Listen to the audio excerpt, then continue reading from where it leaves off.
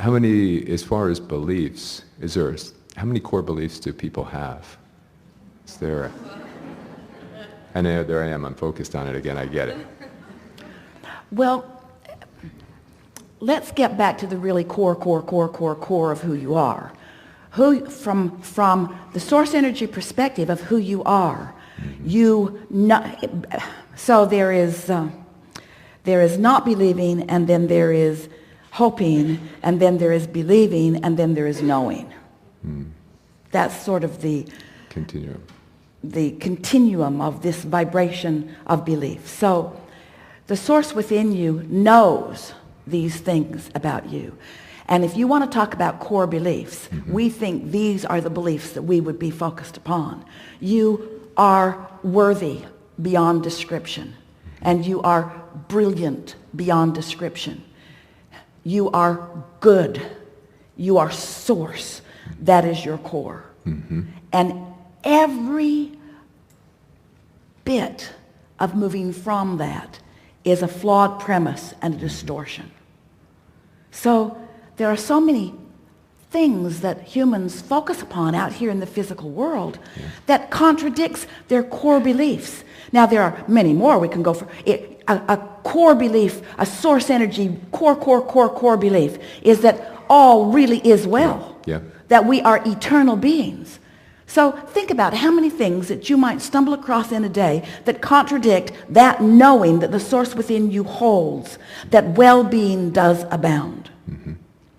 Well, so maybe it would be easier for you to just say, well, I've got one core belief, and that's in well-being.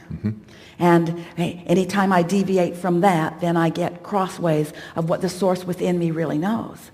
So then you take that knowing that source within you holds, knows, is, and understand that source, inner being, whatever you want to call it, is focused right here out on the leading edge with you, right here in the moment where you're doing whatever it is you're doing, with all of that knowing, that core believing, that opinioning, all of that focused right here with you.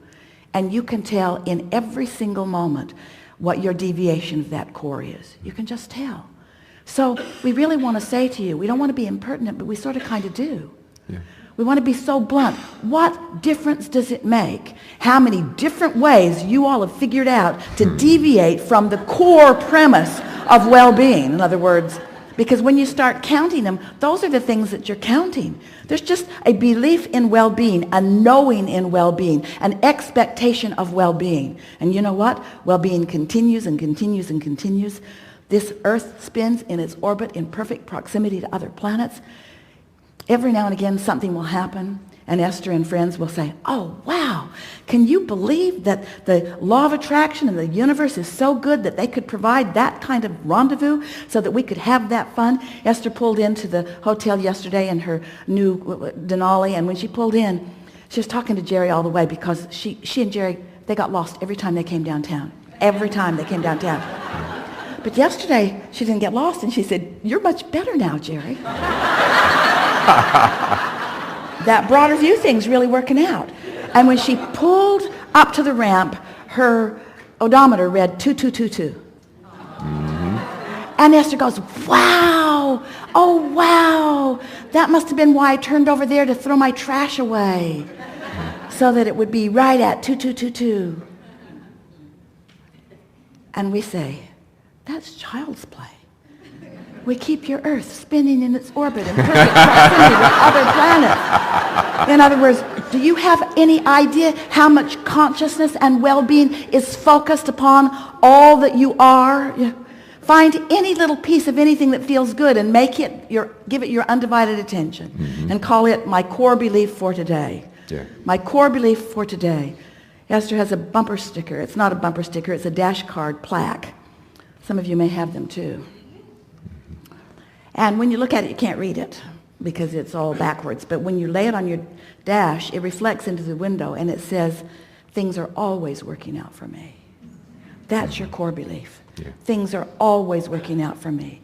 In what way, in this moment, can the universe demonstrate to me the goodness that is me, the clarity that is me, the love that is me, the worthiness that is me?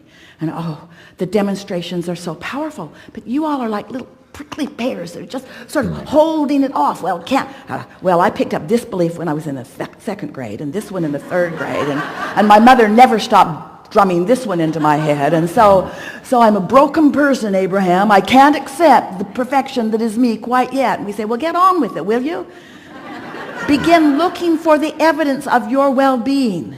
And as you start looking for that, you'll begin to find it. Mm-hmm. Yeah. Yeah, that was perfect, because that's really where I was trying to go. Yeah. And so thank you. That was perfect. Yeah. I am complete. Really good.